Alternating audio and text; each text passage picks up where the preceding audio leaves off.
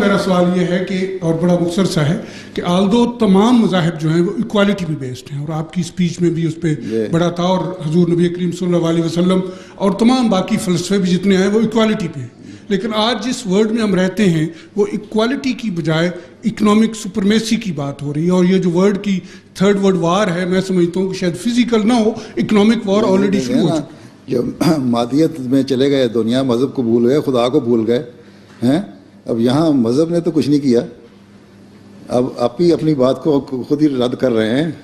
ایک طرف آپ کہتے ہیں مذہب نے جنگیں کرائیں، اب آپ کہتے ہیں کوالٹی کی بیس ہے، اور جو اکنامک سپریمیسی ہے اس میں وہ وجہ بن رہی ہے.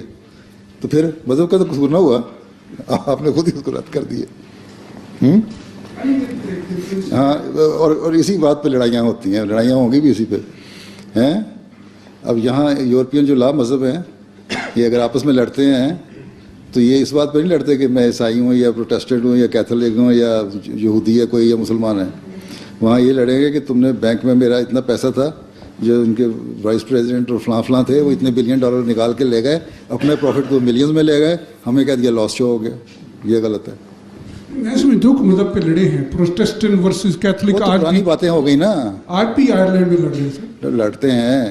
لیکن اس کی وجوہات یہی ہیں، جب اکنامک کرائسس آتے ہیں تو فرسٹریشن بڑھتی ہے، پھر تو بہانے ہی ہوتے ہیں. جس طرح اس عورت کی بیچاری کی طرح جو خاوند ہر وقت ناراض رہتا تھا تو کچھ کھانا کہیں نہیں پکایا، یہ نہیں پکایا، وہ نہیں پکایا، تو ایک دن اور کوئی نہ بہانہ ملا تو آٹا گوندھ رہی تھی، تو آٹا گوندھتے تو کونی ہلتی ہے، کہتے تیری کونی کیوں ہل رہی ہے.